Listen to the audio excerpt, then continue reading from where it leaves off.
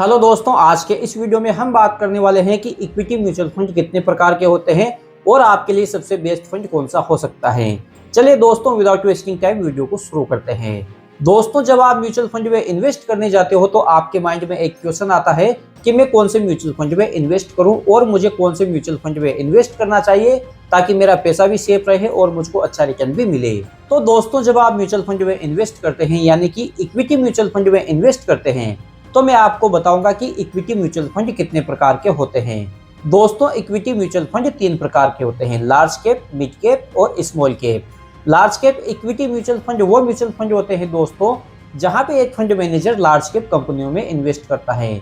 जो देश की टॉप 100 बड़ी कंपनी है उनको लार्ज कैप कंपनी बोला जाता है। तो दोस्तों, फंड मैनेजर इन्हीं 100 कंपनी में से आपके पोर्टफोलियो के लिए स्टॉक को पिक करता है। यानी कि जब आप लार्ज कैप में इन्वेस्ट करते हो तो फंड मैनेजर इन्हीं 100 कंपनी में से आपके लिए कंपनी चुनेगा और इन्हीं कंपनी में इन्वेस्ट करेगा। दोस्तों, लार्ज कैप में इन्वेस्ट करने का सबसे बड़ा फायदा ये होता है कि यहाँ पे ज्यादा वोलेटिलिटी नहीं होती है, यानी कि आपको आपके पोर्टफोलियो में अप्स एंड डाउन्स थोड़े कम दिखेंगे। यानी कि आपका पोर्टफोलियो ना तो ज्यादा ग्रो होगा ना ही ज्यादा नीचे जाएगा। तो म्यूचुअल फंड में लार्ज कैप म्यूचुअल फंड वो म्यूचुअल फंड होते हैं जहां पे आप अपने पोर्टफोलियो को एक स्टेबिलिटी प्रदान करते हो। दोस्तों, दूसरा म्यूचुअल फंड होता है मिड कैप। इन 100 कंपनी के बाद जितनी भी 150 कंपनी है वो मिड कैप कंपनी के तहत आती हैं। यानी कि एक फंड मैनेजर इन्हीं कंपनी में इन्वेस्ट करता है। अगर आप मिड कैप में इन्वेस्ट करते हो तो लार्ज कैप से यहाँ पे आपको थोड़ी ज्यादा वोलेटिलिटी मिलेगी और यहाँ पे आपके पोर्टफोलियो में ज्यादा अप्स एंड डाउन्स आएंगे। अतः यह आपके ऊपर डिपेंड करता है कि आप मिड कैप में इन्वेस्ट करना चाहते हो या नहीं करना चाहते हो। तो फर्स्ट प्रकार था लार्ज कैप, दूसरा प्रकार था मिड कैप और जो तीसरा प्रकार होता है वो होता है स्मॉल कैप। इन 150 कंपनी के बाद यानी कि 100 पहले की 150 बाद में 250 को निकालने के बाद जितनी भी कंपनी है सबको स्मॉल कैप में काउंट किया जाता है। अतः फंड मैनेजर यहाँ पे बाउंड नहीं होता कि उसको किस प्रकार की कंपनी में इन्वेस्ट करना है। इनके बाद की जितनी भी कंपनी है वो किसी भी कंपनी में इन्वेस्ट कर सकता है।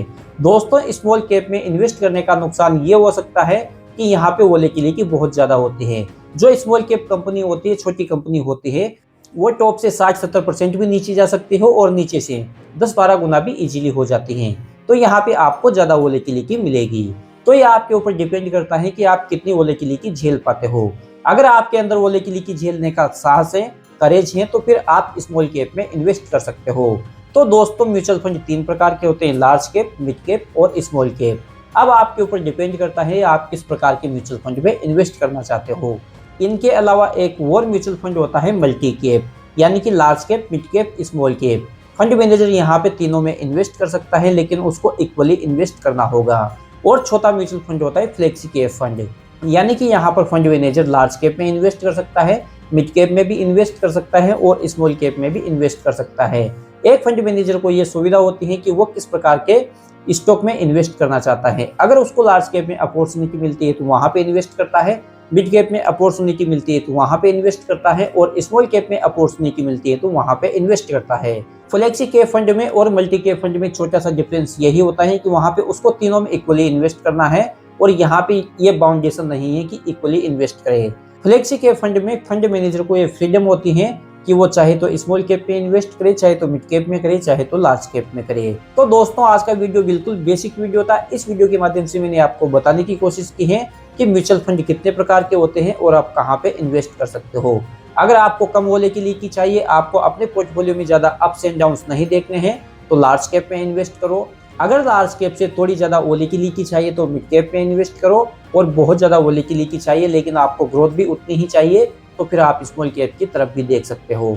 अगर आप चाहते हो कि मैं तो एक ही स्कीम में इन्वेस्ट करना चाहता हूं जिसमें लार्ज कैप भी हो, मिड कैप भी हो, स्मॉल कैप भी हो, तो ऐसे केस में आप फ्लेक्सी कैप फंड की तरफ जा सकते हो और मल्टी कैप फंड की तरफ जा सकते हो। तो दोस्तों, आशा करता हूँ वीडियो आपको अच्छा लगा होगा और वीडियो से आपको कुछ सीखने को मिला होगा। यदि वीडियो से कुछ सीखने को मिला हो तो चैनल को सब्सक्राइब करके बेल आइकन को हिट कर दे। तो दोस्तों, मिलते हैं नए वीडियो में, तब तक के लिए बाय बाय।